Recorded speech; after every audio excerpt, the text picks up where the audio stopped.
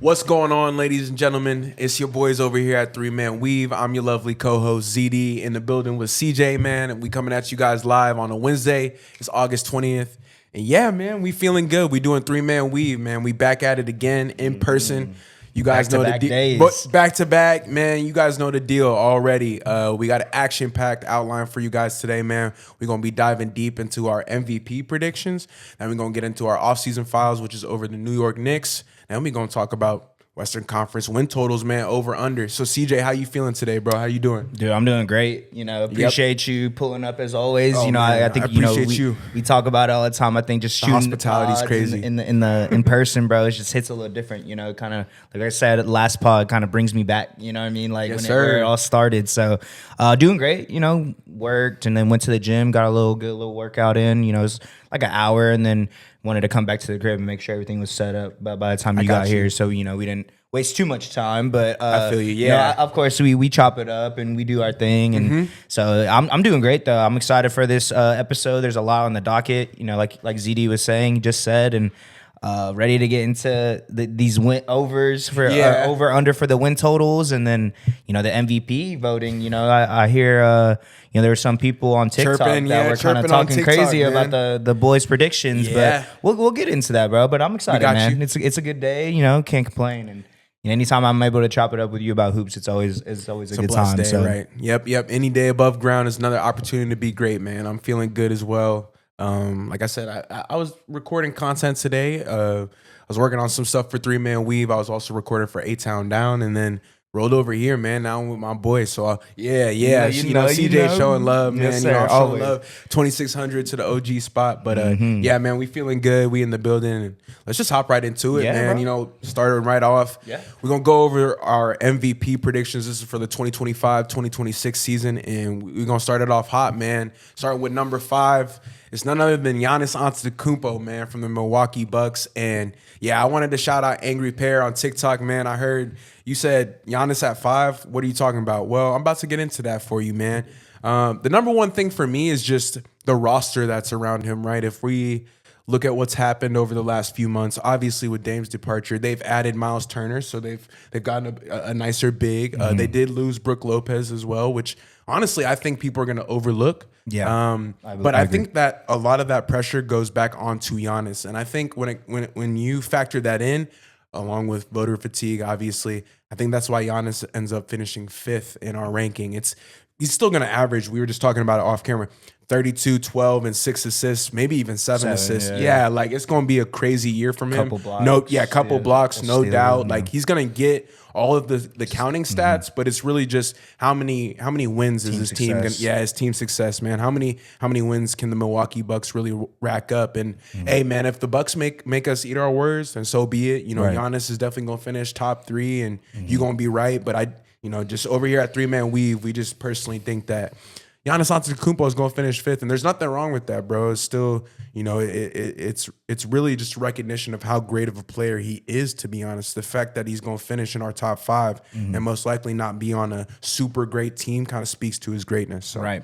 You said it perfectly. I think the thing that really is kind of questioning, or that I'm questioning for Giannis, being top 3 or, whatever it is, whatever he was saying above, or at least above Ant. I think that's kind of what that guy was saying. But I think just the situation he's in right now, the team that's around him, I don't know if it's going to equate to a lot of wins like you just brought up. And I feel like that's a huge thing when it comes to the MVP award, is they take in consideration everything. Obviously, if you're averaging a ridiculous stat line, then they'll probably give it to you like how they did Russ. But I think just the situation he's in right now with the players on his team, I mean, everyone knows who's on that roster. For everyone that's been keeping up with the league and kind of everything that's been going on with them, it's not the greatest. So it's not saying that Giannis isn't going to have a great season. That's why he's number 5 on our list. But I think, like you said, voter fatigue, a lot of things are kind of going into our thinking of putting him at this 5. Exactly. Obviously, like you said, him even being in this situation,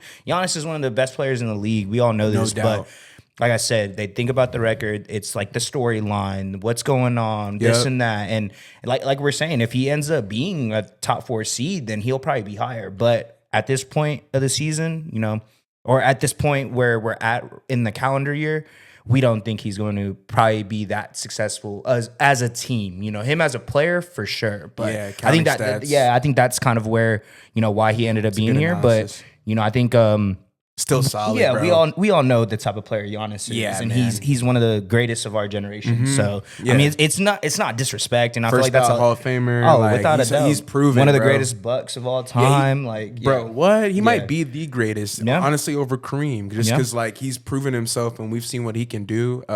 Definitely watch the offseason files on the Facts. Bucks when it drops, man. You guys Definitely. will like it. You'll kind of get a deeper analysis whenever me and CJ break down why the Bucks don't really have the best roster. So shout out Giannis Antetokounmpo, man. We know he's gonna be back with a vengeance. He's gonna be showing up. We just said 32, 12, maybe 7 assists.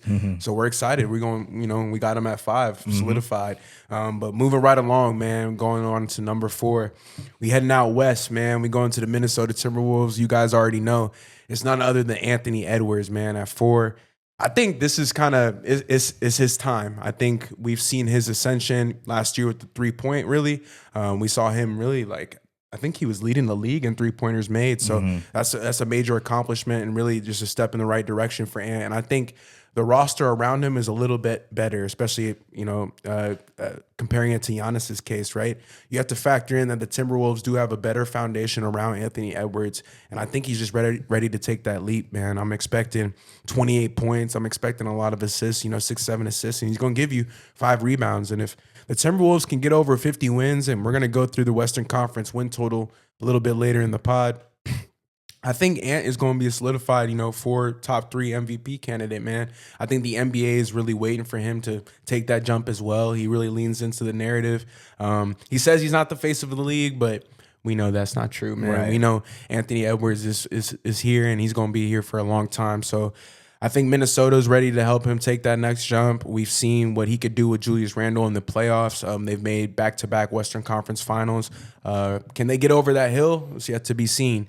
But I think Anthony Edwards is going to finish at 4th, solidified. Yeah, I agree. I think that's a perfect spot for him, especially, I brought it up with Giannis, and, it'll probably be a lot for these players as well. It's the storyline. You know what I mean? Like, I feel like it's perfectly laid out for him to be in this spot, Exactly. Especially with his ascension and with his 3-point shooting and just kind of what we saw glimpses in the playoffs of his playmaking, kind of all season this past year, just he's rounding out his game very well. Exactly. And I think that's what we've kind of, not we're waiting for, but kind of seeing. Anticipating. Seeing how long that was going to take for him to get there. And he's already We knew it was at coming. this point. So I think, it's perfect storyline for him. Like you said, he says he isn't the face of the league, but I think we all kind of agree that Yeah.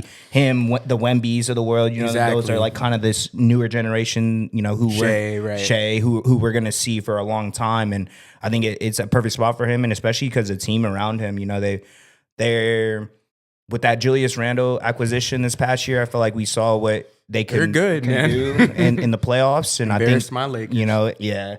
and just kind of just defensively, I feel like that's what it is. they have an identity. They're a little more, I can't think of the word. It's okay. Like rugged, like what?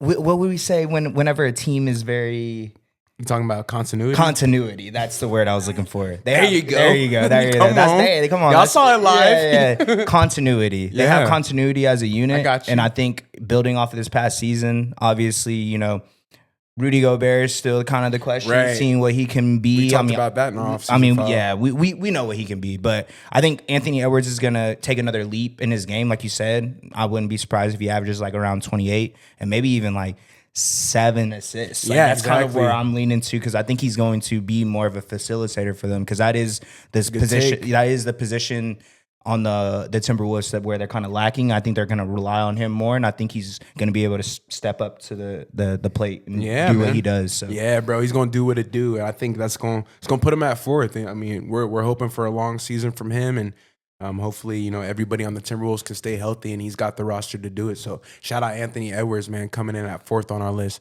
But moving along into the top 3, we think this dude is gonna finish with the bronze medal. The Dark Knight, he's got the villain in the movie. It's Nikola Jokic, man, from the Denver Nuggets at third. You guys already know the drill with the Joker. He's proven why he is one of the greatest centers of all time. Obviously got 3 MVPs already, Finals MVP. We know his greatness. My hot take of the season is I think he's going to stay third. I don't know if he's ever going to be in 1 or 2. I think the next 2 players that we have are really going to battle it out this next season. But I will say that is not to hate on his greatness whatsoever. I think there's a voter fatigue factor here as well. I think Jokic, especially last season, having probably the greatest season of his career and not winning the MVP, kind of goes to show you. I think there's some other guys in the NBA who, whose time it might be, and that's okay. Nikola Jokic is still one of the greatest players that we've ever seen, and definitely a top 3 player that we have in the NBA today. I'm still expecting 29, 12, 9 assists, dang near a triple-double. So we're going to see the counting stats for sure, and I think having Cam Johnson there, having a new roster, no more Russ. I'm just ready to see what Jokic can do. We know that he makes all the players around him better. And it's no slight to his greatness, but we feel like he's going to finish third. We know he's going to still be in the running. We know what he can do. He's been probably the most consistent player that we've had over the last 5 seasons in terms of what to expect. Hopefully he can still stay healthy, and if he does, expect a top 3 finish. Yeah, no, I agree. I think it's with for me at least, why we put him at third. I think it's just like you said, the voter fatigue for one. I feel like that's definitely a thing that he's one of the greatest centers, if not the greatest center I've ever seen play. So it's no slight to him. I just think with these next 2 people that we're going to be talking about next, I think it's just they have a little more that they can achieve, I guess, and kind of over exceed the expectations. Opposed to Jokic, it's kind of like what we talked about with Luka, like how he started off his career so great. It's kind of not hard to replicate it, but if you have to have a phenomenal season to just keep one-upping yourself, Yeah. So, but nonetheless, I think they're going to have a great season. I'm projecting them to probably be like a top 4 seed at least, having home court in the playoffs. And, for sure. We talked about with Giannis with the whole winning situation. I don't think that's going to be an issue. I just think it's voter fatigue for one. And I think just these next 2 players just have a little more that they can kind of prove to the league. Yeah, man. I mean, let me ask you this. First team All-NBA for Jokic, sure. right? For sure. Hands down. So there you go. I think that kind of explains it. We just believe that these next 2 players really have that next step to take, and we think that they can take that big jump. We just think Jokic is going to be doing Jokic things, and we know that's one of the most efficient players we've ever seen, and we're expecting nothing less than greatness. So shout out Nikola Jokic, man, coming in at 3 on our list. But number 2, I'm going to let my guy take it away.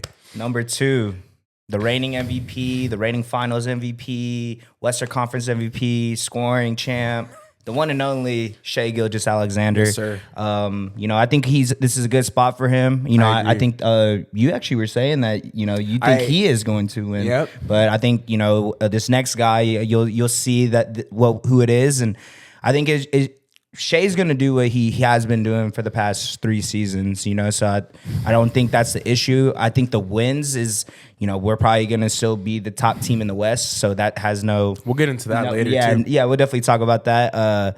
But I think just where he's at right now in his career, that he's coming off one of the best seasons that we've seen from an individual in totality, you know what I mean? NBA Being able history, to win everything pretty much, and just be a part of one of the greatest teams of this decade. So Truly. I think he's going to replicate that this upcoming season.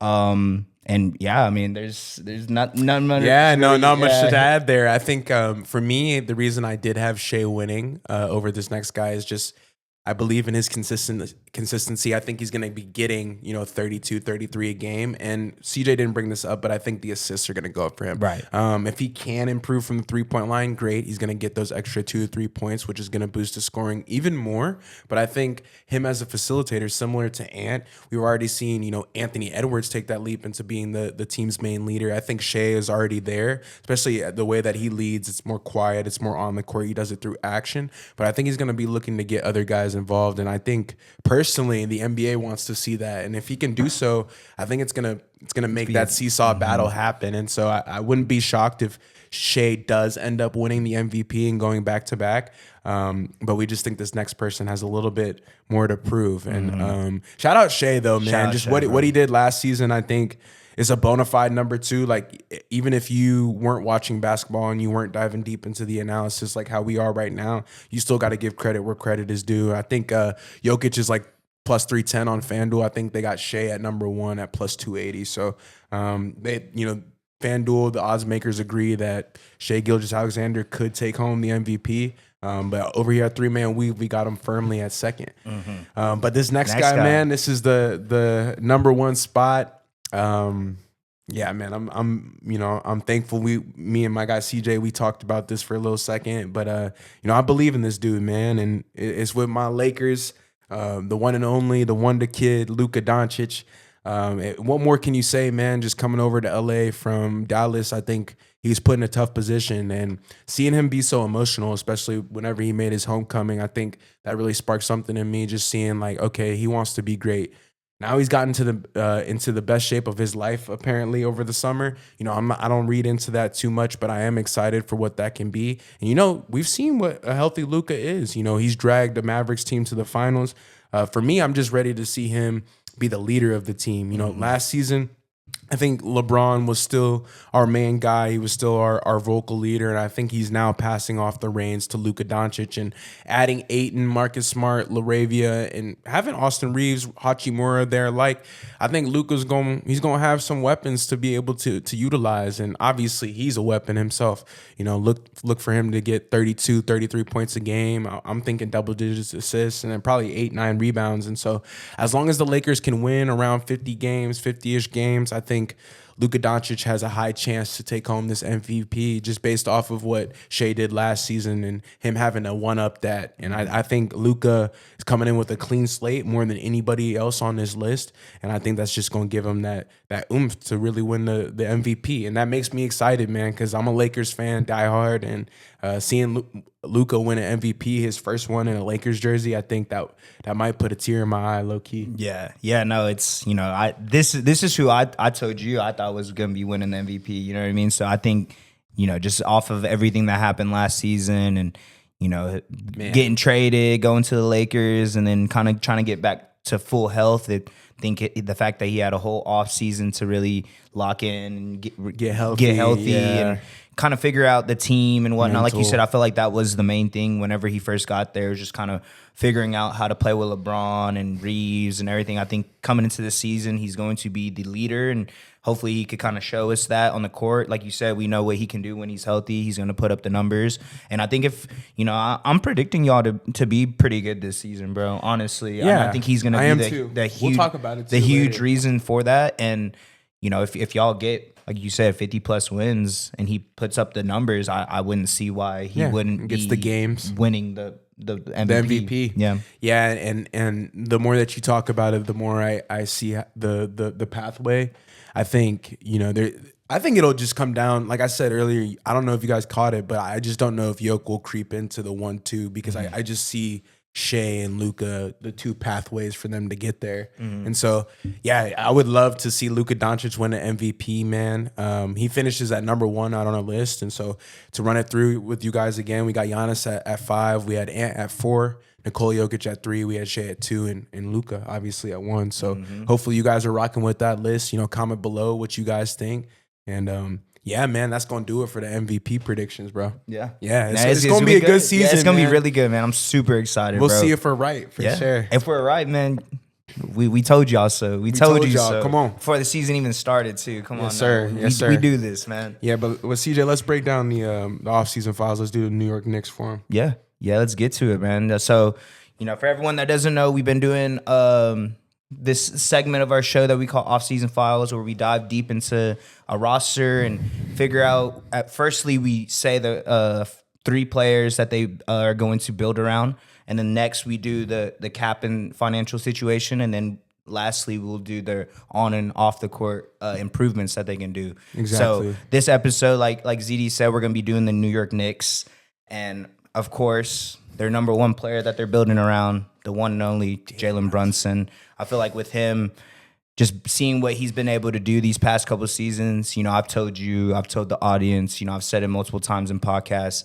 I am a Jalen Brunson believer now. No doubt. Never was a doubter. Oh, no. Even when he was on the Magic, when he was on the Mavs and he went to the Knicks, Wasn't like super skeptical about it, was just ready to see what he could do with the roster, you know, 100%. with, you know, kind of him being the guy, because, you know, that was kind of their big splash in that offseason whenever they acquired him, and seeing what he's been able to do these past couple of seasons, you know, obviously led him to Eastern Conference Finals last year, has been averaging, you know, 30 points, whatever it is, and in the playoffs, and, you know, he's clutch player of the year this past year. He's just kind of proven to me took less money that he can be a number one player, number one option on a contending team, and which is incredible to say, because you know he's not the biggest guy. He's able to use his body well. He's not the most athletic, but just the way he plays, I think it kind of shows to, you know, the shorter guards or the smaller kids that are trying to play in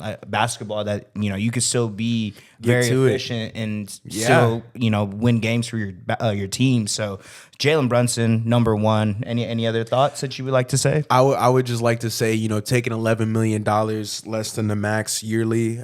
He signed to a 4-year, $156 million contract, and he is a above $200 million player, like CJ just said. I mean, he made All-NBA second team last season, which is an amazing accomplishment, plus clutch player of the year. I think for me, just seeing what Jalen Brunson's turned into, the word is perfect. He's been perfect for the New York Knicks, man, and everything they've been looking for in a captain.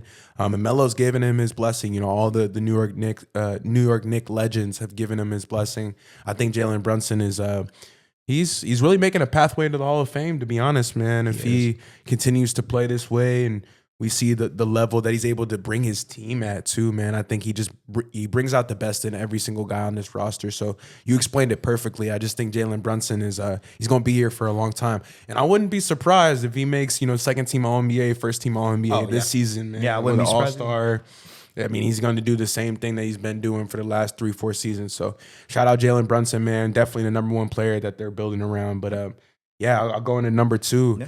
This dude, man, I mean, gotten a lot of scrutiny over the last couple years, and I think had one of the, if not the best season of his career last year. It's none other than Karl Anthony Towns. Yes, sir, Karl Anthony Towns. He was brilliant last year, like I was mentioning. I think he was averaging like 24 and 12.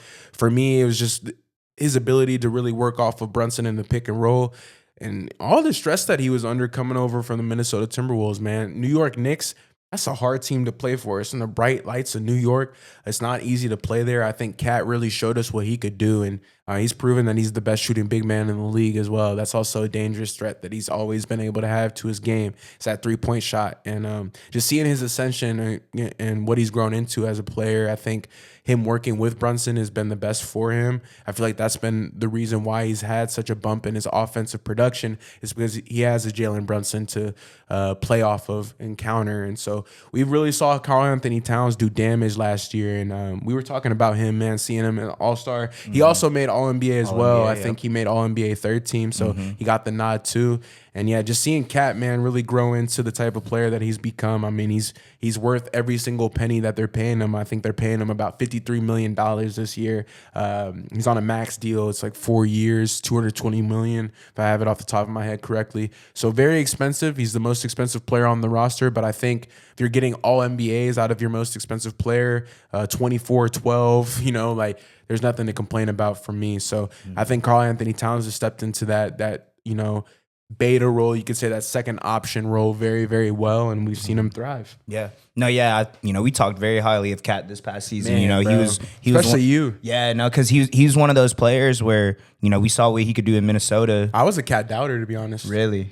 Yeah, bro, because he was always selling. What it was like in the playoffs for me, he just turned it on. Like he started showing like, I can give you 20, 25 in the playoffs. I didn't see that in Minnesota. Not much. Right. Yeah, so it was just an incredible season for him. Like you said, All-Star, All-NBA. You know, he was putting up ridiculous numbers all season. I think he was leading the league in rebounding at one point. To me, he had the most surprising year out of anybody on the Knicks. Oh, 100%. And I think it was like a picture-perfect trade for them. You know what I mean? Being able to get someone that complements Jalen Brunson very well was kind of what they were missing. You know, Julius Randle was a great player. You know, we saw what they were able to do, get into the conference finals like we brought up earlier when we were talking about Ant. And then, you know, Cat pretty much did the same thing for the Knicks. Yeah. You know, so it kind of, that trade's looking, you know, pretty fruitful for both of them. So it's great to see, you know, Cat being able to do what he can do. And I think this upcoming season, I said it last pod, I think they're going to be the top team in the West, in the East. I mean, I think that's something yeah. something I'm it. hot, not a hot take, obviously, because they're one Them of are the the best teams, Cavs, I think.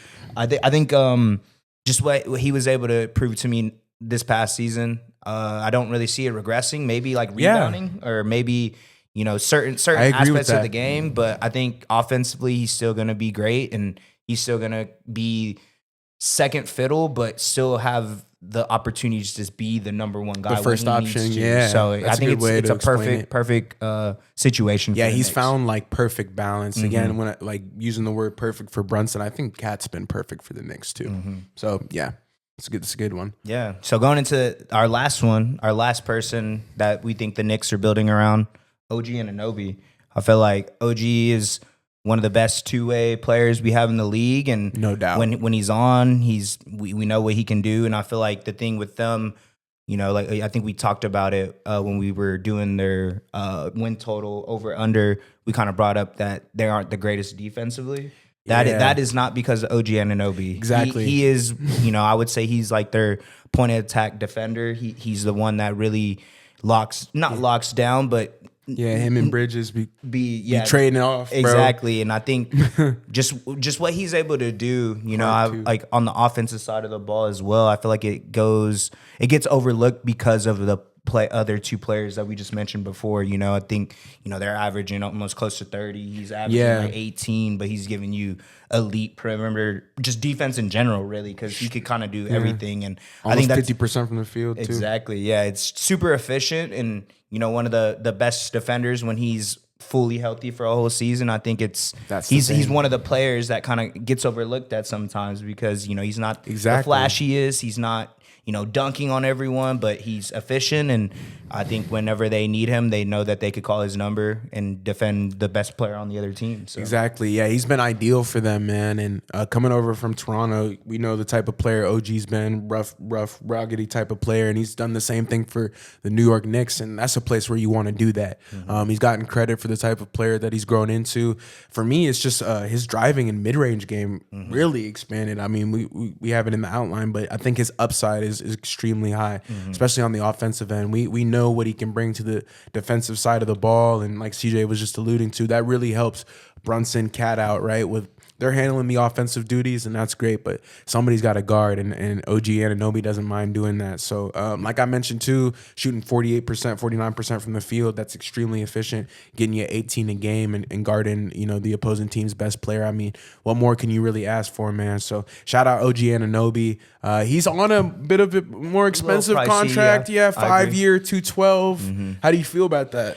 I mean, it's pretty expensive. It's not the greatest, but we'll talk I think about that in a just second. the fact that Brunson took that pay cut is the reason really why helped. he was able to get that much. So I'm not like completely mad at it, but I'm also, it's not like the greatest contract. So I'm kind of It's a little in between. Yeah, I feel that. When healthy, we know what he can do and what he can provide for the Knicks. So I see why they have to pay see their so much, reasoning, yeah. but it's not the greatest, like you said. Yeah, exactly. And we're about to dive into the cap situation, so we're about to explain it in a little bit more detail. I think the Knicks are going to run into some trouble here in a couple years, just because they're going to have to make some decisions on who they want to pay. So let's get right into that, man. We're looking at their total projected cap. This is their total active payroll. They're paying about $204 million for the active players on their roster. That puts them about $8 million into the first apron. And honestly, we haven't had a team be in the apron in a long time. Yeah. The Knicks are one of the first teams in a while to be in the apron. They're about $3 million away from the second apron. And really what that means is they can't use their mid-level exception. They can use their taxpayer mid-level exception, which means they can use a little bit smaller money and they can allocate a little bit less dollars to be able to sign new people. They also can't aggregate trades, so they can't send out more salary than they're getting back because they are in that luxury tax with the apron. So that's a big deal, especially whenever you want to improve your roster, right? You know, we saw them get Jordan Clarkson. The Knicks are really going to have to build through the draft, and we'll talk about that here in a second as well. They have some outgoing picks to Brooklyn because of McCall Bridges, and we know those 5 first-round picks is we'll talk about that in a second. But when you're in the apron, it is very difficult to add depth to your roster. I think New York is experienced that. They have such a top-heavy roster. We're about to go through it here in a second. We said it earlier, but Karl Anthony Towns is getting $54 million this year. OG is getting about $40 million. I think Brunson is getting around 35, and then McCall Bridges, who we haven't spoken about just yet, is getting $25 million. So this takes out about 45% of their cap. It's around $156 million for those 4 players. We know what Josh Hart can do. He's the next guy on that list at $20 million. I think that's a perfect number for him. I think Josh Hart's contract is great. Actually, that's an A+ contract.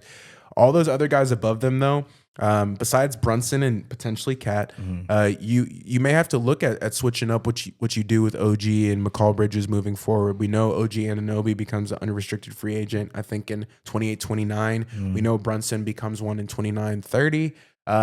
You just have a couple years to really decide what that big 4 is going to look like. So when you're in the apron, it means you're paying for the roster that you have, and you're willing to pay extra money, pay the tax to be able to have that roster. So it really needs to turn into championships. And looking at their balance sheet, it is definitely, if I had to rate it on a scale of 1 to 10, 10 being pristine and 1 being not the best, it's like a 4 or 5. It's we've seen cleaner balance sheets before here on the offseason files. I think the Knicks do have a chance to contend for a championship, so they're not, you know, in jeopardy of potentially paying for an apron team like the Suns were, right? Like that's not a good situation to be in. That would be the worst situation, right? But they actually have a chance to compete for a title. So I can, you know, you can justify paying this amount of money for this roster. Right. Yeah, I agree. I think when you have, you know, their starting 5 is probably, you know, if not the best, the second best. In and the I East, think it's, you kind of, like you said, Clearly. whenever you're in the apron, the first apron, second apron, whatever it is, you're just paying a lot for the players on. It's usually your starters, and when you have the roster that they have, it makes sense that they're in the first apron. And like you said, it's not the greatest thing to be, but when you have the players that they have, you can kind of justify it a little bit, especially if it's leading to success in the playoffs, and which it did last year. So it's kind of warranted. You know, it's I'm not mad at it, but you know, like you said, you could obviously clean up little stuff here. Like you said, the OG contract, even the McCall Bridges contract is a little questionable, but you know, you have to make the thing with the Knicks. The fact that they made those moves kind of said something to me that they believed in Brunson, and that kind of when you just have that type of you know, upper management that does stuff like that, it just, you know, I feel like that's why Brunson is doing what he has been doing these past couple of seasons, because they see that they believe in me. They're surrounding me with an actual good roster. So like, this is our time. We got to do it. Yeah. So I'm not mad at it. You know, like you said, it's not the greatest, but with the players that they have, I understand why they're having to pay that much money. Yes, sir. And you know, we'll go. You can Google it real quick while I talk about it. So they own their own picks for 26. I want to see when those picks come due for Brooklyn. I think they owe a first round pick to Brooklyn in 2027, 2028, and 2029. This is for the McCall Bridges trade that occurred. I want to make sure I get all the years right just to highlight it for you guys. But this is a massive deal for your future. So when we are talking about the cap situation, we're talking about your balance sheet. The draft picks is something, you know, that's included with that. I think CJ just did a really good job of explaining that the reason that they gave out all those picks was because they believed in Jalen Brunson. You don't do that unless you believe you can win a championship, right? I think we've seen them have some success. For me, it's just like, can they get over the hump, and will giving up your future be worth it? You know, because Brooklyn owns the rights to pretty much the majority of their first round picks, I think through 2030. I think the Knicks own their 2031 and 32. But outside of that, all of it's really going to Brooklyn. So what were your thoughts about that when it happened compared to now? 'Cause I know you remember that. I do remember that. It was very shocking at first because like McCall Bridges. What? Yeah, because like I feel like he was a great player, but you remember whenever we were kind of projecting whenever he was kind of the guy on the Nets, we kind of were like, oh, he's going to have an incredible season. He's had flashes in Phoenix and even the first couple years with Brooklyn. with the Nets. Like we he was saw what he cooking, can be, was but cooking. just don't think he. He's a great player. I just don't think he's like the main guy on a team.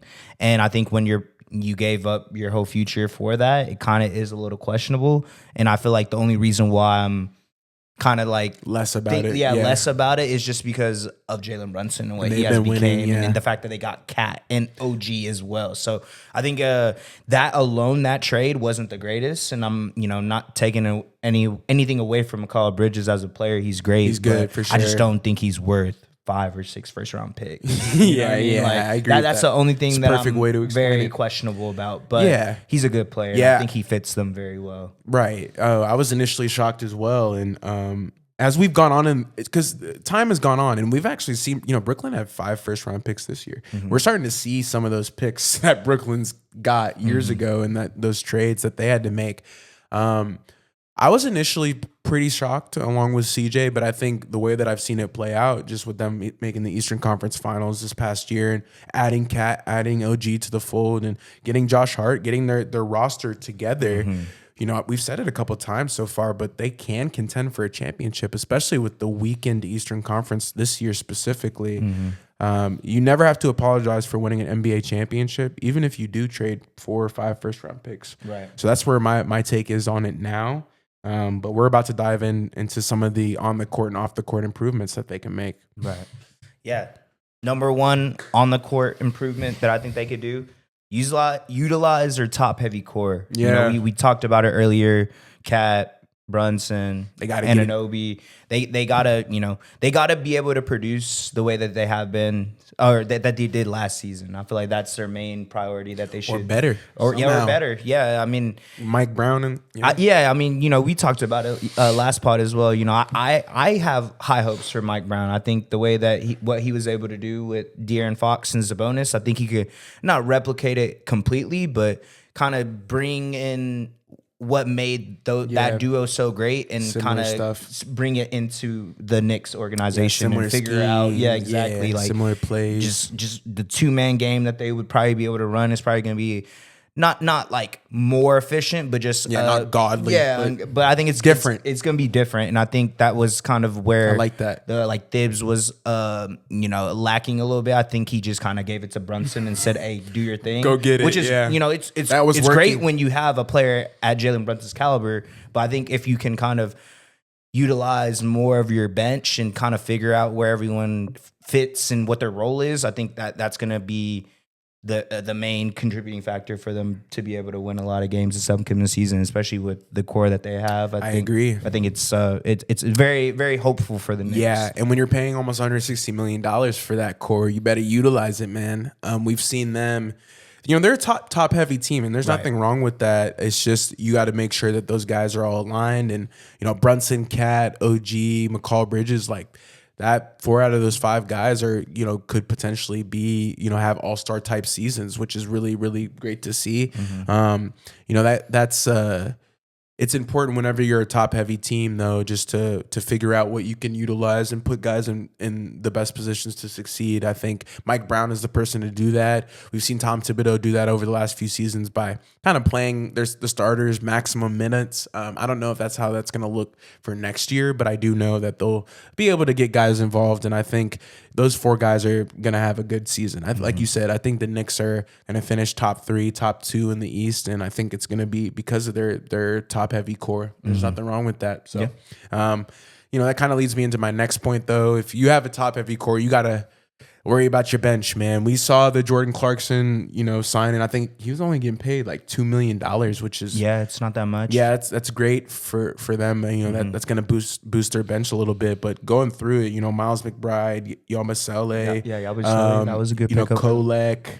It's just it's going to be tough to figure out the rotations surrounding the bench. I think you have to lean into Clarkson, McBride, Yamashita. You know, those guys have key energy off the bench. You know, Gerson Yamashita has played his way into the NBA or back into the NBA, and he's been a pretty good player for the Sixers, you know, hitting threes and defending well, and that's somebody who's going to be able to provide some punch. We've seen Miles McBride and what he can do whenever Tom Thibodeau did give him the reins, and then Jordan Clarkson, man, you know, being in the Sixth Man of the Year running for 4 or 5 years straight earlier in his career, and now kind of on the back half, he's definitely in it, you know, the veteran stages, but he can still provide, you know, some scoring punch. And so I just think they got to figure out, you know, the key second unit, who's going to be able to come off the bench and provide scoring or defense whenever they need it. Because again, they can't run into a situation where they're playing 35, 40, you know, minutes a night. They're playing their starters that amount of time. We saw McCall Bridges make a comment last season about it. He was like,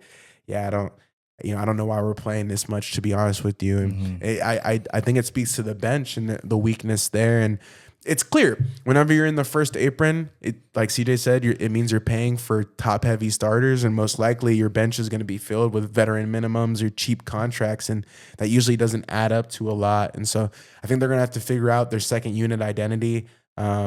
Really, man, they can't run into another situation where they're playing their starters 35 plus minutes a night. You know, that's not gonna be good. No, yeah. That you said it perfectly, bro. I think it kind of goes into our next point that we have, you know, rotations and balance. You know, I think that's our last on the court improvements that we think that the Knicks can do.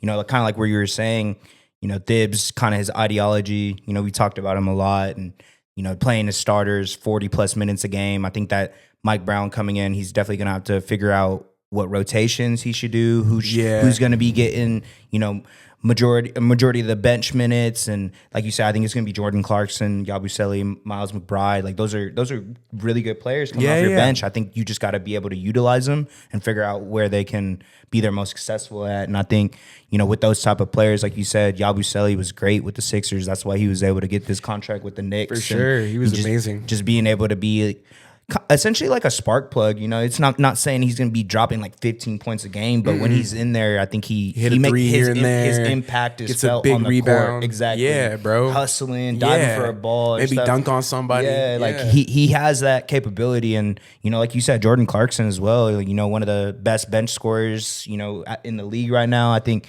you know, like you said, kind of towards the tail of his career, was playing with Utah, so didn't really get meaningful minutes, I guess. Meaningful basketball. But I guess we'll see what he can be able to provide. And I think he's kind of what they're missing. Like you said, never really had a bench, but it's also kind of the ideology of Thibs that he had, you know, not really playing your bench guys. So you can't really expect a player to Knicks are all in, man. Yeah, no, they know what they're doing. I think that's they push their chips to the table. I think that, you know, if they're able to combine, you know, our first 2 points that they had, and plus, you know, the rotations, you know, they're going to have a successful season. Like I agree. Like I was saying earlier, you know, top 2 team in the East, and, you know, potentially get into the Eastern Conference Finals again. You know, it's going to be good for them. I'm excited to see what they can do. Yeah, for sure, brother. And that takes us on to off the court.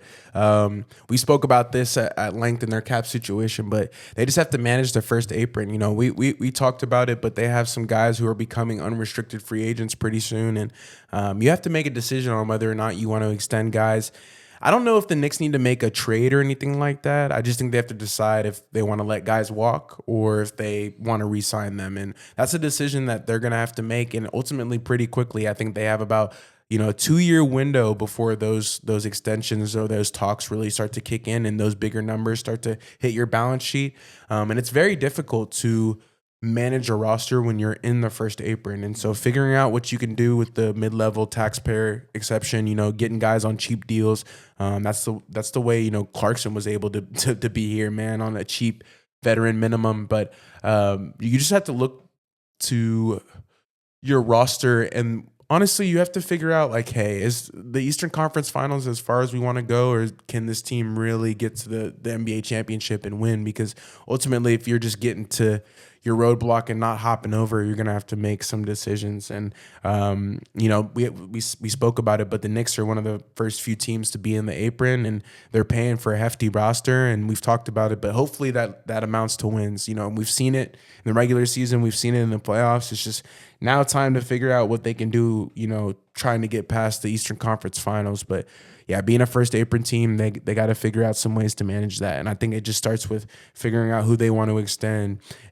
They might want to pay Brunson, and that's going to probably change their roster up a lot, but they're going to have to make some decisions coming up over the next few years. Mm-hmm. Yeah, definitely. They're in a spot where if you're not successful right now, it's kind of like someone's going to have to walk those first round picks, bro. Yeah, so it's like I said, that situation is probably not the greatest, but when you have such a top heavy core, it's kind of you just got to see it. We got to wait to see what happens. But I guess kind of going into the next off the court priorities that we think they should lock in on.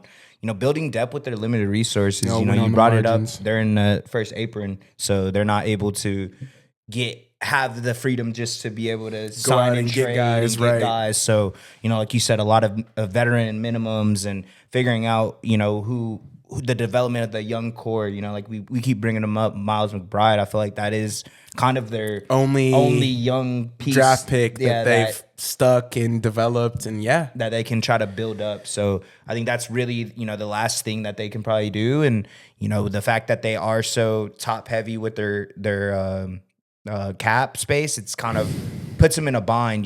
Like it's not the worst situation, but you have to be very savvy with the type of players that you get, because you have to get the Yabuselis or the Clarksons of the world where they're not as high valued as probably what they're worth, but it's you also have to kind of take a risk on them at the same time. You're getting more like Jordan Clarkson going off, Yamaseli going off, like that is more valuable to the Knicks than it is to those players, because they're not getting paid $8-10 million. Like they're not playing for contracts out here, So I see what you're saying. And Miles McBride is the only piece that they've been able to really build around or develop. And I think leaning into that's really important. You don't want to give up your young core. He could be one of the only guys that's here in 2030, 2031. And, I think that's important to lean into a player like that. So, that closes the book on the offseason files for the Knicks, man. Did you have anything else you wanted to add? No, man. Just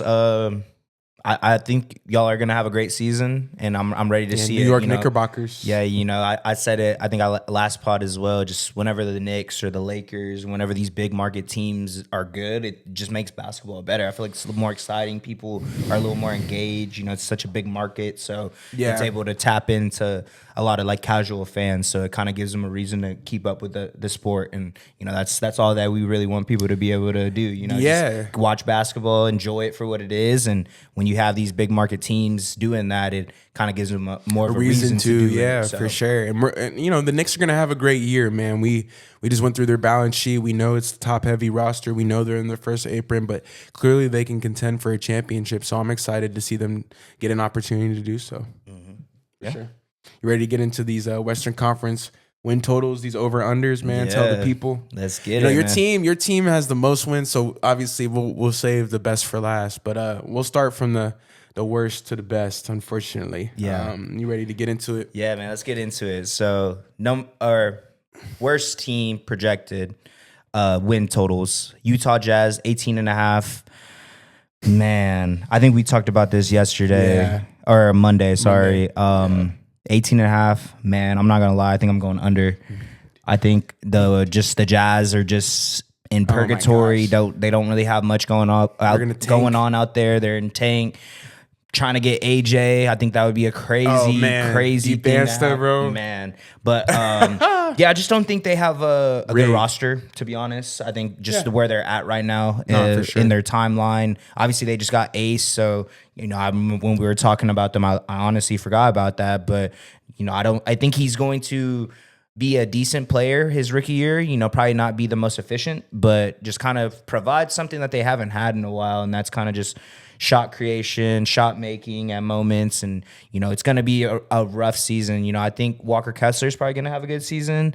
And, Isaiah Collier, like those type of players. Markkanen might be pretty good, but I just don't think it's enough to win 19 games at least. I think they're going to probably be around the 15, maybe 14. Yeah. Like it's gonna be bad. It's gonna be bad, bro. So, but I think they're, like you said, they're in tank mode, bro. Like when you have the player like AJ DeBanza coming up, like, oh man, especially he's that going to BYU, crazy, Utah, like you're saying, that's stars are aligning. I think, and the thing about the Jazz is I'm going under as well. I just think they could get off to a 3-30 start. Mm-hmm.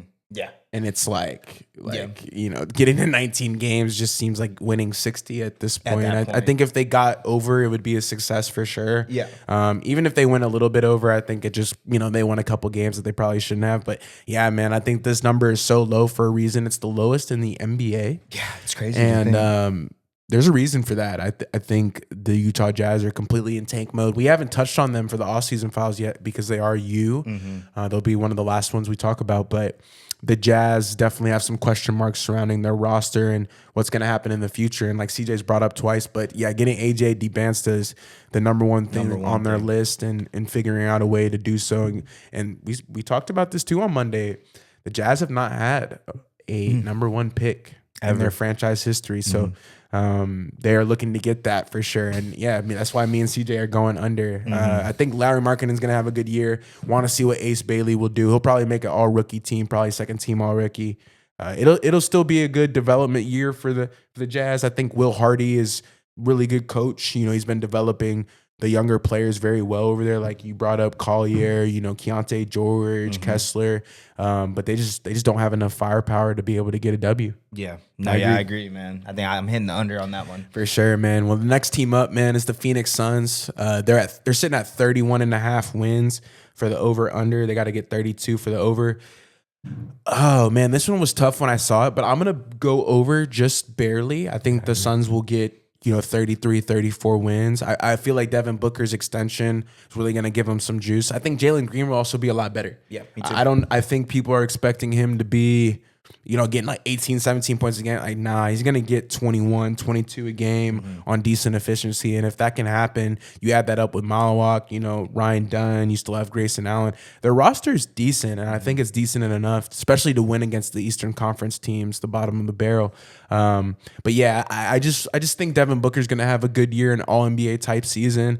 It just depends on if the Suns can put it together. But they got Mark Williams, they got Kamal Malawak, they got a lot of interesting pieces that if they can put it together, they'll be able to get 32 wins. And so I'm pretty faithful in this bet. I would take the over for the Suns for sure. I think with Durant exiting, Beal exiting, you could go with the under if you think they're not really moving towards the right direction. But I honestly think the Suns getting rid of Beal and Durant, that is trending towards the right direction. They've cleaned up their balance sheet a lot, like we talked about. So I'm going with the over. Yeah, I'm going with the over as well. I think Devin Booker getting that extension, like you said, and kind of, obviously KD, Beal coming over for like that kind of messed up the timeline a little bit for D-Book. Yeah. But I feel like him kind of being the solidified guy again, I think they're just going to be have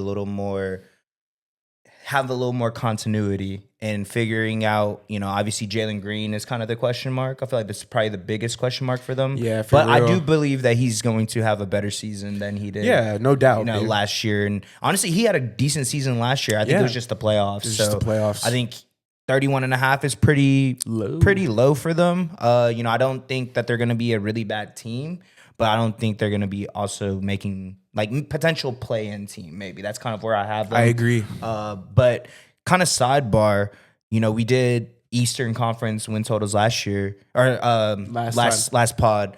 So Utah Jazz is the lowest, and I think all the Eastern Conference, the lowest ones were like 21.5.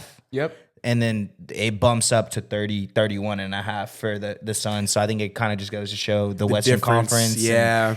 Like Jazz are really That's a good bad, point. I didn't even kind of think about that. Jumps up to a 30 win. 30 team, win, yeah. Which I don't think it got to a 30 win team in the East until like middle of the way, probably Middle of the closer pack, to yeah. closer to the middle. So, but yeah, I'm hitting the over on that. It's like one. Milwaukee. Yeah, Like, that's literally. what it was. Yeah. But yeah, hitting the Hitting the over. over. D-Book kind of having not a bounce back season, but I think he's just kind of going Season to of freedom. remind us what he can be, and I think it's going to be able to lead to a lot of wins. You know, you said they have Malawak, they have Mark Williams, they have a lot of good young pieces that I think they just kind of got to figure out how that is going to look.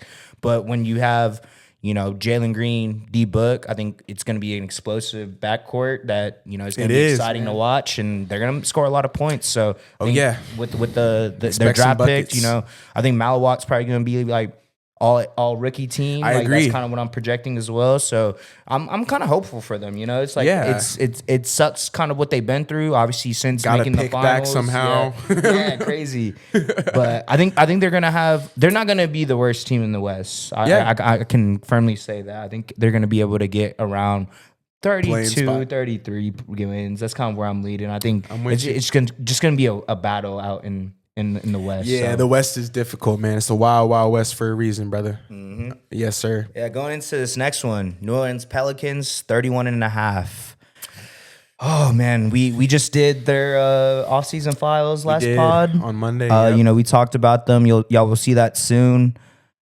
Man, I'm not gonna lie. I think I'm fading the under, bro. I think just too many question marks for us. Agree. Health, I feel like that's injuries to their main guys. That's always a question with the Pels, and I'm not gonna lie. You know, I was when we talked about it in the offseason files, I was very hopeful, but I don't think we're gonna get a healthy season from Zion, bro. Yeah. I'm not gonna lie. Like up to this point, DeJounte Murray and Queen out already. Yeah, we talked about it. I think they have good pieces, which is crazy because they have a really good roster. It's just if they can all stay healthy together, I don't think that can. So I think I'm fading the under, man. I think, I'm not saying that they're going to be the worst team. Like I said, that's clearly the Jazz, but they're definitely going to be towards the bottom half, bottom 5 maybe. That's kind of where I'm leaning, probably missing the play-in. That's kind of where I'm projecting. So I just think the health is the main thing for me. It's really nothing about the players. They're all great.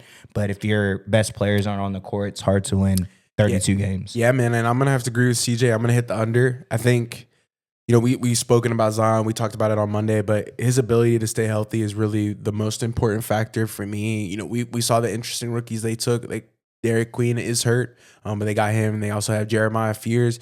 I think they have an interesting roster, and they could put it together and end up winning, soaring over this number, getting 40-something wins if guys can stay healthy, and then just me and CJ will look stupid. But ultimately, looking at their track record, what we've seen from the Pelicans over the last few seasons, I think this number is a perfect number. Mm-hmm. There's a reason it's sitting at 32 for the over. I think they'll just come up a little bit short due to the timeline with the injury. So I'm going to have to agree with you on that one. I think this one's a lot quicker just because their roster is just decimated by injuries, and we went through that on Monday. I want to see if the Pellies can put it together, though. I would like to see them go over this number and prove me wrong. Just like based off the fact that you guys were betting, right? I'm not going to steer you the wrong way. This is the under for sure. Right. Yeah, New Orleans, I think they're going under. Yeah, I agree. Unfortunately. But the next team on our list is the Portland Trailblazers. They're sitting at 33.5. They got to do 34 for the over. I'm actually going over on this one. I like the Blazers. I think they go 1 or 2 games over, so they're not going to soar over. I do think Shaedon Sharpe, come on, Anson Hang, come on, bro. But yeah, no, I think whenever you see Scoot, you see Shaedon Sharpe. They got rid of Simons, but they were able to add some key veterans. Also, sending away Ayton. I think Donovan Clingan's gonna have a good year. I just think they're gonna be able to put it together a little bit more than those two teams that we just discussed. And we saw the Damian Lillard come back as well, and I think that's gonna give a jolt to the Portland Trailblazers fans and the dudes over there in Portland. And I truly believe that they are moving in the right direction. They've been able to draft really well and build through the draft. We've seen them make a trade with the Suns, getting Tumani Kamara, which has been a really big W as well.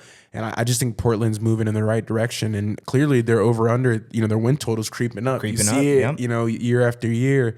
So don't be surprised if they get 35, 36 wins, pretty solid, and be, scraping in for a play-in or, maybe just barely missing. Yeah. Yeah, no, I agree. I'm hitting the over as well. I think just with the what they were able to show me last season really ended the season off right. And, I feel like, Chauncey's actually, kind of getting a hold of the team and figuring out their identity. And like you said, I feel like getting Dame, obviously he's not going to be playing, but just him being there is going to bring back a little bit of joy and a little bit of fire. Him being on the bench. Yeah, just telling guys what to do. Guys. Yeah, bro. They also got Drew Holiday. That makes an impact. Yeah, they got some good pieces, man. I'm excited.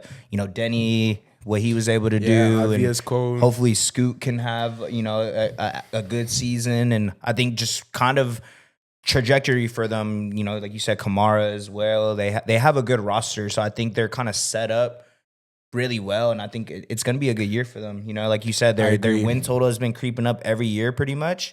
And just what they've been building, it looks like they're figuring it out. They're figuring their identity. It looks like they're trying to solidify like their big situation. Yeah, for sure. Because I think guards are kind of you could get a good guard more than likely. There's going to be better guards in the draft for sure. With their bigs, Klingon and Jan Hansen. They're starting to build up a little roster, little squad. There, man. It's very exciting. Two big lineup, just very versatile, athletic players. I think they're it's exciting. Like probably around like 35, 36 wins, yeah, bro. Maybe creeping up into that like I'm high on the Blazers situation, for sure. I'm not mad at it. I'm hitting over as well. I like it, CJ. Yeah. I'm with you. Going into the next one, Sacramento Kings, 37.5. Okay. We're man, I'm not gonna lie. I think I might fade the under, bro. Me too. I just think Sacramento. Me too. Just the roster that they got, it's essentially the Sacramento Bulls. Yeah, man, playing Central. We've seen kind of what they can be, and Zach LaVine, DeMar DeRozan are great players, and even Sabonis as well. I just don't think they're going to be that good, man. Like 38 wins for the over. That's pretty high. Like they must know something that we don't. Right? I didn't even expect that line to be that high. To be honest, I thought they were going to be towards the bottom half of the list, but. I just don't think they have a good roster, honestly. I think they're trying to figure stuff out. Just who... It'll be close, though. Who's going to be the guy on the team? Obviously, Sabonis, but what does that from look the guard like? spot. Like the guards, DeRozan, and Sabonis essentially operate from the mid-range. Zach LaVine, you're probably going to have him shooting more threes and kind of creating for everyone. And I couldn't even tell you who their guard is. Is it Schroeder? Yeah, Schroeder. And, Keon Ellis, Keegan Murray, those guys, they still haven't panned out fully yet. Right. So it's a lot of question marks. And I'm surprised that that win total is so high. So I think I'm fading the under, man. I think that's going with my gut and just kind of, I don't know. I just don't have high expectations for them. I am with you, CJ. I'm fading the under. I think this is too high it's too close to 40. For me, I think that it'll be close. The number they got to get to 38 to go over. I think they'll probably get 36 wins. 35 wins. But like you're saying, they're just in the land of mid. Sabonis, LaVine, DeRozan. Like they haven't had it figured out. Sabonis has been searching for his running mate who they used to have in De'Aaron Fox, and I think the Fox departure and obviously Halliburton. Those two guys leaving that roster really decimated their ability, to be able to win in the future. And I feel like Sacramento's just been in this, stuck in this logjam for the last few years, just constantly battling for a playing spot, and it's not really equating to anything. And I think if they get 38, approach 40 wins, that would be a fairly successful season with this roster, and I don't see how that's going to happen. And they're also one injury away. Any team is, but especially the Kings, they're just one injury away to Sabonis, DeRozan, LaVine of really just being out of the play-in run altogether. So I feel like I'm leaning towards the under as well. I'm from Sacramento, so I love my Kings. I try to watch them when I can because they're out on the West Coast, so it's the late games, but. Seeing Sabonis just battle every single night and just get nothing from it, it's been tough. Yeah, it's been tough, man. And I feel like Sacktown, the fans have been waiting, since the light the beam, being in the playoffs. We saw what De'Aaron Fox and Sabonis were doing for the team. We saw a lot of hope and a lot of brightness there, and now it's kind of shifted towards rebuild mode. I would say they're not a playoff team. I was about to say they're in a weird spot because like. The roster isn't bad. It's just I don't think it's going to get you far into the playoffs or even into the playoffs. So or even win you a first round. Exactly. So it's like they're not rebuilding because they have all-star type player, all NBA type players, but Yeah, that's a good point. I don't think they can win a lot of games. Yeah, So it's like they're in a weird spot, like They're in purgatory. they're in one of the weirdest spots in the NBA. Yeah. For sure. I agree. Yeah, hopefully Sacramento can figure it out. But that's two unders from me and CJ. Going on to this next team, though, this is team in Texas, baby. We going to Dallas. The Dallas Mavericks, man, sitting at 39.5 for the over-under. They got to get to 40. I'm going to take the under. I feel like this is a little high. I think the Cooper Flag, hype has definitely ballooned this win total. I think the services of Kyrie Irving are more important than what Cooper Flag can bring, and they're not going to have Kyrie there. I think they're going to struggle really without that true point guard. D'Angelo Russell is a great Band-Aid. I just don't know if he's going to be able to win you a lot of games. I feel like Cooper Flag will be great. Most likely he'll win the Rookie of the Year, and you guys will see in our ROI predictions, but I'm not sure if that's going to translate to winning basketball. We'll see how long AD can be healthy. If he misses time, that could be an issue as well. Their roster becomes immediately worse if AD goes down, which has happened in the past, unfortunately. I worry that the Mavericks are a little bit in over their heads with specifically this year. I think Jason Kidd, Nico Harrison, they were excited to get Cooper Flag, and this year's going to be really good for his development. I just don't see it adding up to a lot of wins. And I could be wrong. The Mavericks could blow past this, get 42, 43 wins, and that would be put them pretty comfortable in the bottom of the Western Conference playoffs or the play-in. And so if they get an opportunity to play playoff basketball, you really can't complain. But I'm not seeing them get above 40 wins. I think they'll probably fall on like 38, 39. Like this is a no bet for me. Yeah, I feel like that's a perfect number for them. It's a perfect number because I'm kind of leaning towards the under as well. But like how you were saying, wouldn't be surprised if they get 40, 41. But I just think the absence of Kyrie is going to be such a huge big void deal, that they're going to have to try to fill. And, they have, decent players that can come off the bench and create. I just don't know if they can do that all season without having Kyrie. I agree. I feel like a lot of their wins from this past season were because of Kyrie. And obviously when he was there, but after he left, it was really Kyrie. And then, like you said, the health of Anthony Davis, I feel like that's always been one of his question marks. And, the Mavs literally got the whole career of Anthony Davis in that one game. Dude? That first game that he started. 30-something points and then just going out with an injury. Out for whatever it was, a month. I hope that doesn't happen, but for sure. I think there's just so much stuff that is question marks for me, and it kind of goes back down to the health and when they have the injury concerns. If one of their guys gets injured, then it's kind of like, man, Cooper Flag is gonna have to bring them to the promised land, but that's obviously a huge task to ask for such a young player and rookie. But I'm gonna fade the under, but I think they're gonna be pretty close. I'm thinking like maybe even like 39, honestly. Yeah, I feel like that's a perfect number for them. So gonna fade the under on them, man. But going into the next one, Memphis Grizzlies, 40.5. Man, this is a good one. We talked about them, offseason files, Ja, Triple J. Of course, y'all know who's on that roster. Lost Desmond Bane. I think I might fade the under on this one too, bro. Yeah. I think kind of going back to I'm what we were saying saying about the Mavs, kind of health and whatever suspensions or whatever it may be. I just don't know. We don't know what's gonna happen.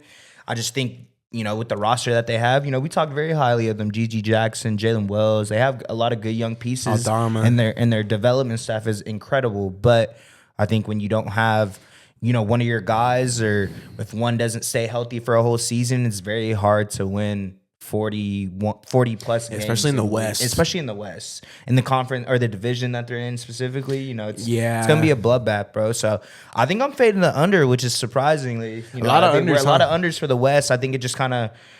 I think it's just because their win totals are so high. So ballooned. You know what I mean? It's kind of... Yeah, I was going to say they're definitely inflated. Right. So I think that's why, man. Just kind of... I think...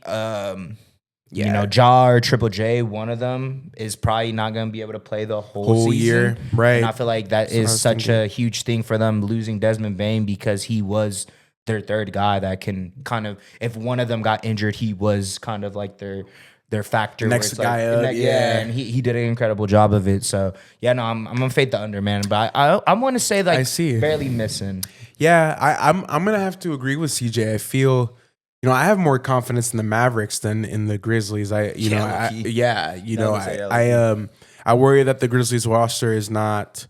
They're just not ready for the departure of Desmond Bane. You brought up a really good point. I think that removes a 40% from three shooter. I think GG Jackson and Jalen Wells are just going to be asked to do a lot. Figuring out what they're going to do with Edie is going to be important. Re-signing Jaren Jackson Jr. to that extension was really important to their future. I just pray that him and Ja can stay healthy. And, me and CJ were speaking highly of that duo. We feel like if they are, they could be all-stars, no doubt. And that's something that they pride themselves on, especially being in Memphis, how those guys do it out there. But we just got to see it, man. And Memphis has kind of been in a similar spot to some of these other squads, just kind of running into roadblocks ever since they said that they were good in the West. It's been difficult for them. And I just worry that it'll be tough to get over this number unless they get on a 10, 15 game winning streak, pretty much solidifying them getting over that number. It's just tough for me to see them build that continuity throughout the season. So I'm going under as well. I know there's been a lot of unders compared to overs, but that's what you get whenever you have middle of the pack team sitting at 40.5 wins. It's very difficult for me to see a pathway to that just based off of their division and the opposing teams they're going to have to face. Yeah, I agree. 100%. This next squad, though, is another team in Texas, man. It's the San Antonio Spurs. They're sitting at 43.5 for their over-under. It's 44 to go over. I'm gonna take the over. I feel like we've been very high on the Spurs and what they can do. I'm ready to see what Wembanyama can bring to the table. Get a full season of that. I think drafting Dylan Harper was really important. We know Stephon Castle and De'Aaron Fox, and I think the Spurs are really gonna put it together this year. I think this is the year that they come out and get 45, maybe even 50 wins. I feel like they could. This is like one where I think they could soar over if people are healthy. And it's fun, man. San Antonio hasn't been a competitive squad in a little while, so I'm ready to see them get back to being at the top of the West, and they now have the opportunity to do so more than ever. And I think Wembanyama just gives them a generational chance, any opportunity to win, and they've really put it together there, man. I feel like their continuity with their team is very set in stone. Getting Carter Bryant as well, but we've seen Keldon Johnson, Devin Vassell step up, and I'm excited. They still got HB on the team. They got a couple veterans. And so, yeah, I think San Antonio is going to have a good year this season. Kind of, I'm thinking they might even soar over that number. I think that's a little too low. I think it should be at like 45.5. That would make me scared of it. Got you. Yeah, I'm going over as well. Yeah. We've been talking highly of them. Kind of just the offseason that they had, the draft picks, the players that they were able to draft, and obviously signing De'Aaron Fox to the extension. They got Stephon Castle coming off that Rookie of the Year. It's kind of just, like you said, it's a perfect situation for them. Yep. The Spurs haven't really been competitive in the playoffs in a while, and the fact that they kind of just have grown into a perfect rebuild, getting Wemby and just seeing what he can be. And like you said, if he can get a full healthy season, I think they're going to be able to soar over this as well. I think just him and Fox is going to be an incredible duo to watch throughout the whole season. Yo, what? I think Stephon Castle. Throwing lobs and stuff. Lobs, bro. Yeah, bro. It's Harrison Barnes, like you said, kind of being that veteran presence in the locker room. I think the Spurs are going to be good, bro. I think I'm that? Comfortable. That's like a, hey, I'm going to say out of all the ones on the list, bet that one. That's probably that's like that easy. If you're gonna take one out of all the ones on the list, because this one's in the middle, so of course it's not the end, but bet that. Yeah. Going on to the next one. Your rivals, man. The Los Angeles Clippers, 46.5. I'm not gonna lie. I'm leaning towards the over, bro. Me too. I think they got a really good roster. I agree. James Harden, what he was able to do, and Kawhi's absence throughout all last season, I think he kind of proved to us that he is the system. Yeah, he is the system. Bro. I feel like we still got it. We kind of were like, he said that, we're like, I don't know, and then he kind of showed us what he was able to do, and double digits assists, 20 points, cooking, bro. I think he probably had one of the best back half of the seasons of last year. I agree, because I remember watching him. Like you said, Western Conference late night games. That's all that's on. So I'm locked into that, and he made All NBA. Right? He did. I think third third team. Yeah. I think because of the back half. Oh, 100%. But, obviously addition of Bradley Beal and, Chris Paul, what he's going to be able to do. Facilitation. The only thing I'm very skeptical is their age. But yeah, I think we talked about that. That is the only thing that I'm very skeptical because I think Zubac is going to have an incredible season again. I think their bench. Do they still have Ben Simmons? Yeah. Ben Simmons. I know they got Amir Coffey isn't on there anymore, but Derrick Jones Jr. They still have a Nicholas Batum. Like they still got a solid team, bro. So Lopez.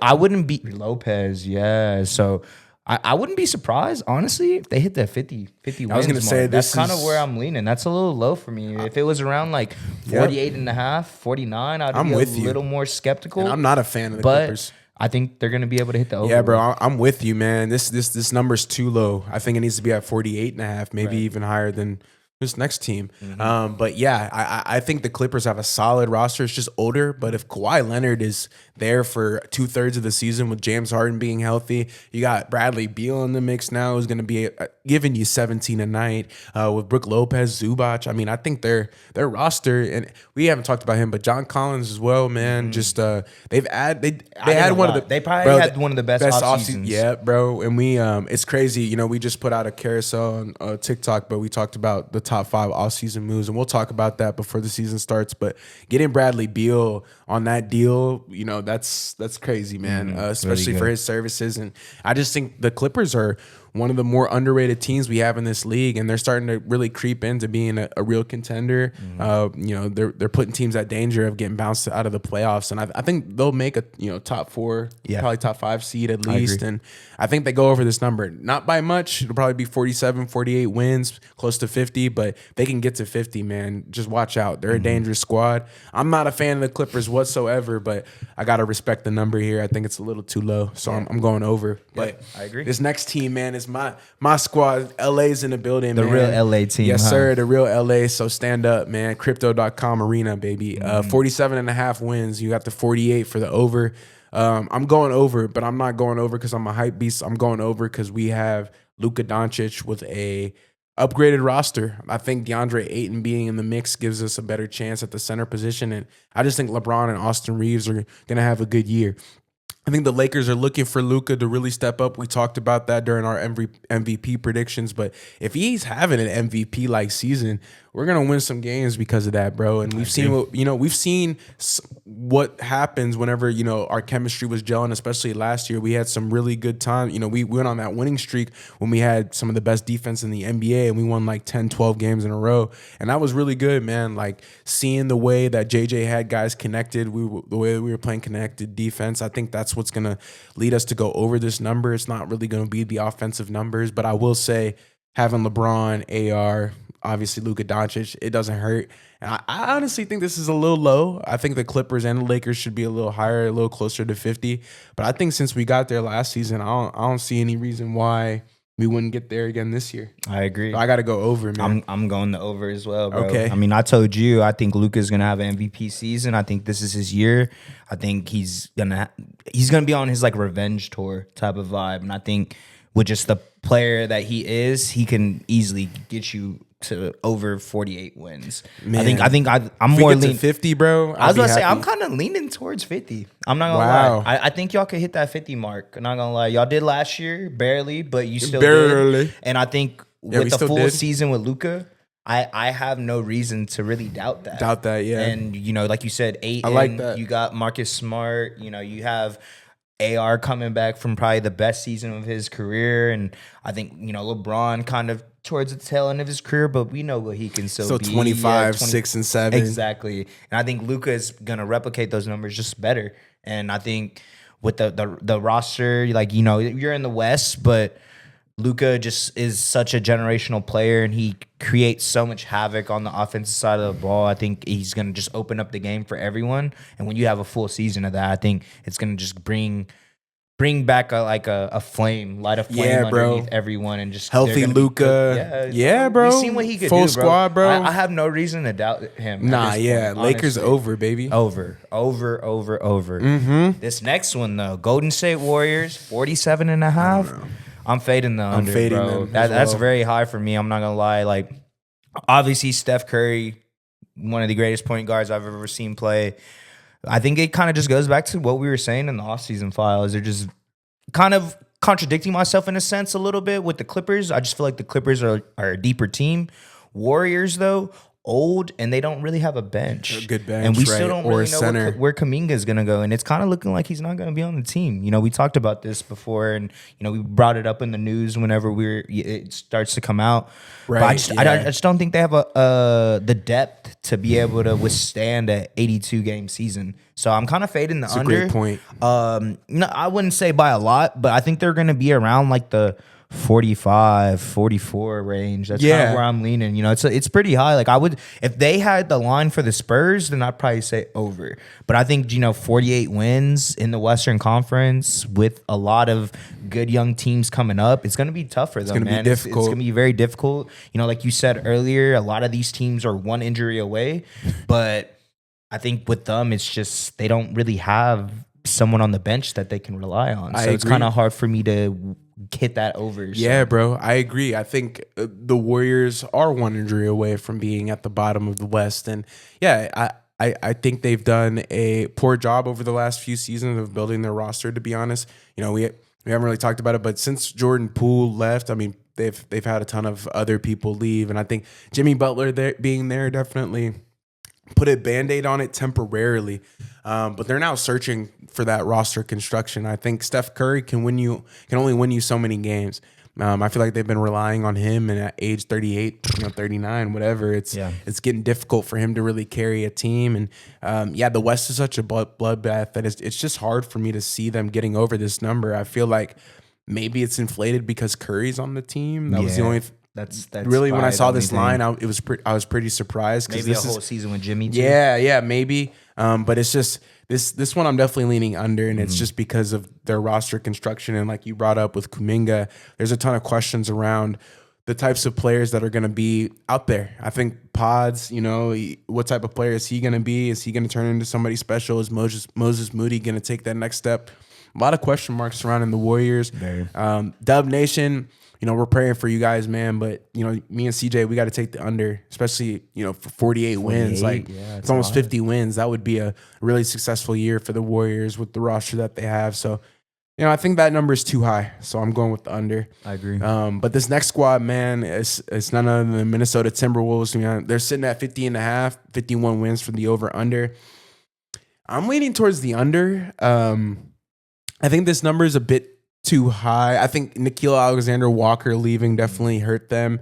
And I think Gobert is going to regress even more. Mike Conley's regressing as well. I just think Anthony Edwards is going to be asked to do so much.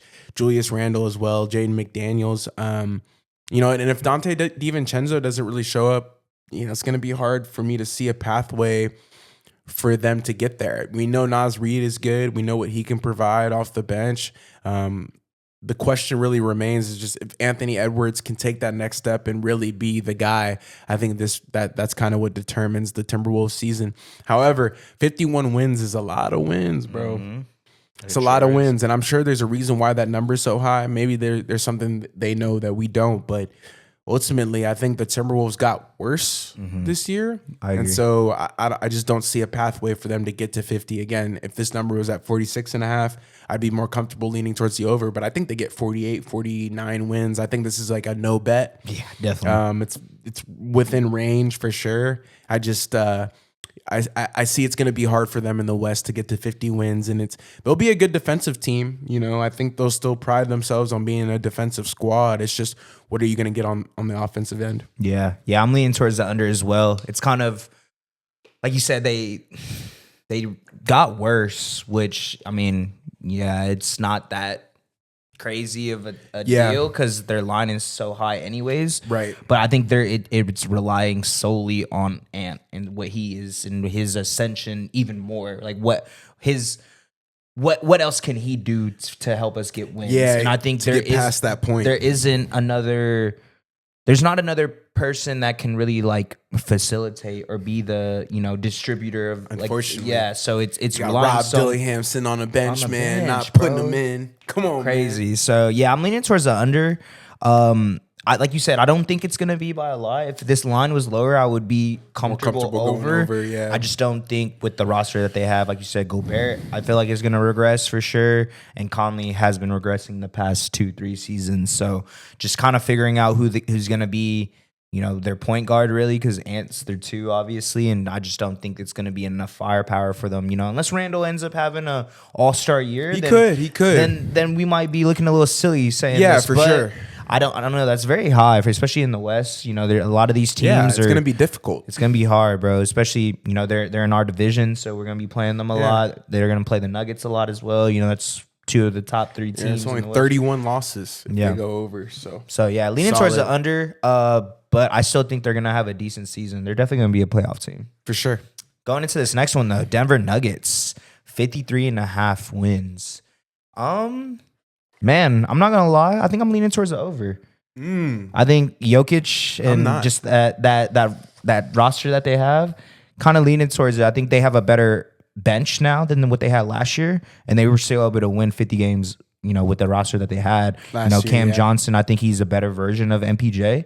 I think he plays a little bit better on the defensive side of the ball. I see that. And he might not be the, as lethal of a shooter, but he's right there with him. Oh, for sure. So, and I think, they also got THJ, right? Mm-hmm. So they had actually a really good offseason. They got Valanciunas as well. Mm-hmm. So they actually got a backup for Jokic, which I feel like that's always been the thing with issue. the Nuggets. They haven't really had someone to cover up those minutes, or they will just have to play super small.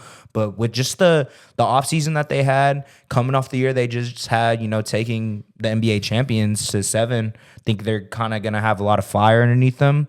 Jamal Murray has always been consistent, not really. Well, he's probably one of the best players to probably never make an All-Star, if we're being honest. 100%. So playoff performer at the highest level. So I think with them, for me, it's just really their bench depth. I feel like that was what they were lacking last season. You're getting Christian Brown coming to his own in this upcoming year, and they just a lot better pieces to surround Jokic with, which is what they should be doing. But I feel like they bought into it this year because they saw what he could do with the roster that they had, taking the eventual champions to 7 games. Yep. I love that analysis. I'm actually going to disagree with you, though. I think 54 wins is a lot for me. Who's not to say they get 51 wins? Right. And they go a little under this number, and that's kind of what I'm leaning towards. They might be in the 51, 52 area. For me, it's just going to come down to what Nikola Jokic can do. And, if they have any injury, I think the Nuggets, if they have any injury to Jokic, I think they're cooked. But if they get a little injury to Christian Braun, Jamal Murray, I think that puts a damper on the potential upside for the season. You brought up some really good points with Cam Johnson. I think he is a little bit better than MPJ. They were able to fill out their bench a lot this season too, so we'll just have to see. But I am leaning towards the under. I think schematically, bringing in Adelman and, obviously Malone got fired, but Adelman, I think he kind of leans on Jokic to really coach as of right now, and we'll have to see how he changes up things with the scheme next season. But you brought up some really good points with Jamal Murray too. I just want to see what he can do in the regular season. We haven't seen him have an all-star type regular season. He would make an all-star team if he did. So if he can really take that next step, then I'll definitely be eating my words. They'll probably soar over this number. I don't know. I think this number is a little bit too high. If it was at 50.5 where Minnesota was, I'm probably leaning over, but I think it's going to come down. This is a no bet for me. I think it'll come down to one of the last days of the season. Yeah, it's definitely going to be it's going to be close. It's going to be close, but yeah. No, I feel you. I understand why. You're thinking. For sure, 100%. Well, going into our next squad, man, we got another Texas team. Man, I got all the Texas teams, I think. The Texas teams. Mavs, Spurs. Now the Houston Rockets, man, sitting at 54.5, 55 towards the over. I'm going over, man. I'm hyping them up. I think Kevin Durant showing up in Houston's going to be big. I got a couple brothers that like the Houston Rockets, so I don't want to talk down on them, but I think just their roster's so good, man. Şengün, we got a Thompson twin, we got Eason, we got Jabari Smith, KD, obviously, Fred VanVleet. I mean, Houston set up to really battle the Thunder. That's the type of team that they're trying to build, and they've been able to build that. Getting rid of Jalen Green, and I just think they're going to have a really good season. I mean, they had a great year last year. They finished second in the West. Mm-hmm. So I think they're projected to finish second this year as well. It just really, for me, can they get to 60 wins? That's really the question. I think they'll comfortably get over 55 wins. It's just those extra 5 games getting to 60. That's the big question mark for me. I think if guys can stay healthy, that's another thing too. If KD goes down or something like that. The thing is, I don't know how much Jalen Green really impacted their offense, but if KD does have an injury, which knock on wood, hopefully he doesn't, we will see how good of a team they are. And I think that's really a big question mark for me. But other than that, I think adding a 27 points per game scorer, with the defense that they already had, it's gonna be deadly. And I think it's gonna add up to some wins. So I'm leaning towards the over. I think they can get 55 or more wins for sure. I agree. I'm leaning towards the over as well, bro. I just think with what they were able to do last year, kind of showing us the type of team that they can be without a solidified number one guy, and you end up getting the greatest scorer of our generation. Man. It just kind of is a recipe for success. So I'm leaning towards the over as well, bro. Like you said, a little worried about a KD injury because I feel like that is where we would see what type of team they are. Sketchy, but honestly, knock on wood, don't want that to happen at all. But I feel like coming into the season, even if it's halfway through the year, or whatever, towards the back end of the year, wherever he would get injured, I feel like their continuity with each other is just kind of it's still going to be that's good what I was because thinking of their too. defense. Yep. I feel like that's what they hold their head high on. Yeah, they're able to win they could games off of that that alone. Yeah, they could withstand that. That's what I was thinking. I was like, even if he went down, I think the Rockets could still win games in a really, really, really, really tough Western Conference. It's probably the toughest Western Conference we've seen in the last few years. In a while, yeah. I was about to say for sure. Yeah, it's very evenly matched, and like CJ's saying, it's hard not to lean towards the over with the addition of Kevin Durant. I mean, that's the biggest offseason move anybody made. I would argue it's the reason why the Houston Rockets probably had the best offseason. I agree. Yeah. Last but certainly not least, the Oklahoma City Thunder. Their win total is at 62.5. I was talking to you about this, man. I don't think the Thunder are going to be bad or anything because of course the line is so high. But I don't know, man. I have like a weird feeling. I feel like we might hit I think I'm gonna go with under, man. Yeah. And this I'm a Thunder fan. You know what I mean? I love the Thunder. Barely. I'm a faithful. But I just think the line is really high. So obviously, inflated. Coming off the last year, 68 So wins, inflated. champions, whatnot, nothing's really changed. Not saying that we're not going to have a successful season, because I still think we're going to be the best team in the West. I just don't know if we're going to be able to get to 63. Because that's such a lot a high of wins, number, man. bro. It's almost 70 freaking wins. That's what I'm saying. Like, it's a lot. So I don't know if we can exactly replicate the season we had last year. But saying that, I still think we're going to be the best team in the West. Yeah. I still think we're 58, a 60 win team. 60 win team, yeah. But 63, man, like the fact that we won 68 games last year kind of blows my mind still. So leaning towards the under, still think we're going to have a great season. No reason for me to really think that we're going to regress at all. But I just think, expectations coming to this year are just a little high. So I'm a fade the under, and I'm a Thunder fan. So and it's like those 4 or 5 games could swing either way. Either way, yeah. Yeah, I see what you're saying. I'm gonna go with the under as well too. I just think this number is really inflated. I will say this though, like they're minus 200 to get 60 wins. You could take the over, and you're gonna be riding it out until the last day of the year, probably like 2 days. Like this is a no bet for me. I think this 100%. Is a perfect line. They might get 63 wins exactly. Yeah, I wouldn't on be, the last day. I wouldn't even be shocked. Right.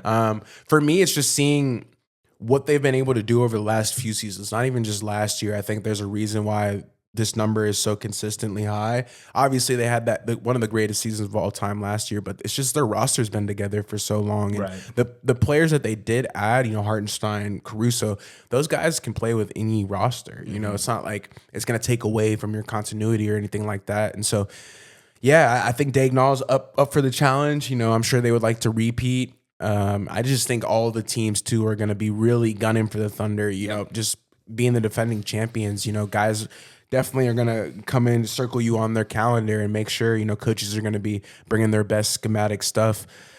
I don't know, man. They could go over this number. I just think it's super inflated. I think it's because of you guys, the people who watch NBA, man. You guys are definitely tapping that over, and me and CJ don't blame you. Yeah. But I think it's at a perfect number right now, and so I'll lean towards the under. But I think they get 60 wins. So I think we get 60 wins. it'll be close. Like this is another no bet. It like you said, it's gonna be literally the last so close, week bro. where Like we're like just week. waiting to see if they get over. But Literally. yeah, no, it's great. Yeah, man. Is there any final thoughts? We just wrapped up, this great pod. Yeah. Nah, man, just keep, preparing for the season. We got a lot of content coming out for you guys. We're trying to do better about that. And obviously we've been doing some in-person episodes, and those will come along more in the season as the season starts up. But yeah, man, just get ready for hoops, like, comment, subscribe, listen to 3-Man Weave. We appreciate you guys' time. Yeah.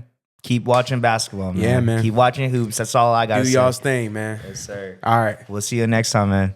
Peace, man. 3-Man. Come on, man. Let's go. Yeah.